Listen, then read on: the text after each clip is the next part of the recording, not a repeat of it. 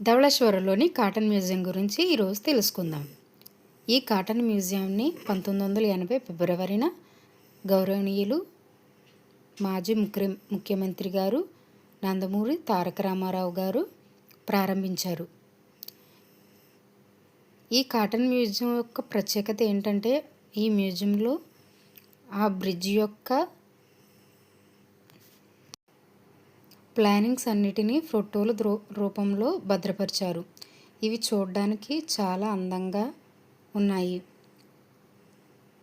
ఈ బ్రిడ్జికి సంబంధించిన ప్రతి ఒక్క ఫోటోని ఈ విధంగా భద్రపరిచారు.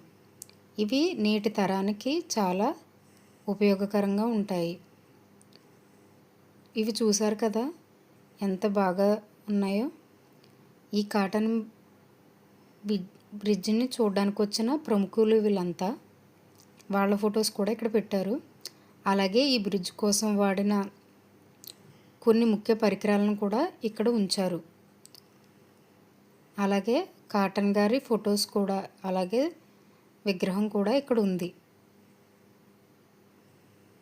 ఇది చూడడానికి చాలా బాగుంది. ఈ విధంగా ఫొటోస్ని అమర్చారు. మరికొన్ని ఫొటోస్ ఇవి. ఆ బ్రిడ్జి యొక్క నిర్మాణానికి ఎలా ప్లానింగ్స్ వేశారన్నవి ఒక్కొక్కటి కూడా ఫొటోస్ రూపంలో ఇలా భద్రపరిచారు. ఇది బ్రిడ్జ్ యొక్క నమూనా. ఇవి ఆ బ్రిడ్జ్ కడుతున్నప్పుడు ఫొటోస్ని ఈ విధంగా పెట్టారు అక్కడ.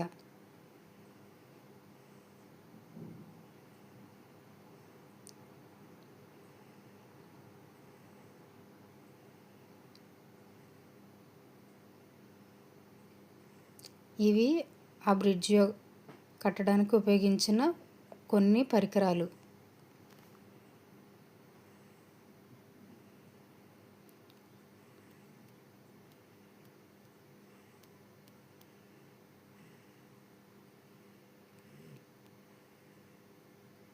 ఇవన్నీ కూడా చూడడానికి చాలా అందంగా ఉన్నాయండి.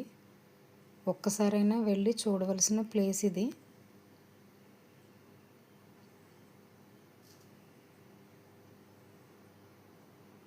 బ్రిడ్జ్ ఎలా మొదలెట్టారు, ప్లానింగ్ ఏంటి, ఇవన్నీ కూడా ఇలా ఫొటోస్ రూపంలో ఇక్కడ భద్రపరిచారు.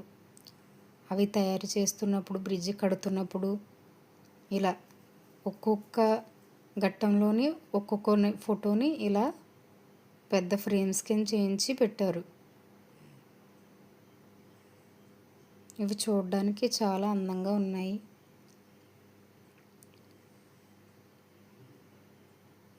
ఇవి బ్రిడ్జ్ యొక్క ఫొటోస్ కడుతున్నప్పుడు. ఇవి కొండ ప్రాంతం.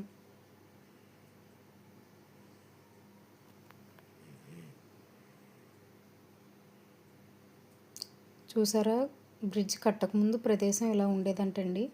కట్టిన తర్వాత ఇలా ఉంది. ఇది అప్పట్లో వాడిన రైలు బండి అంటండి. ఇది కొన్ని ప్రాజెక్ట్స్ కూడా ఇలాంటి బ్రిడ్జులు ఫొటోస్ కూడా పెట్టారు.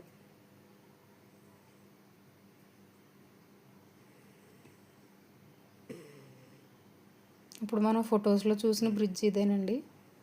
ఈ బ్రిడ్జ్ అప్పట్లో కట్టింది. Please subscribe my channel.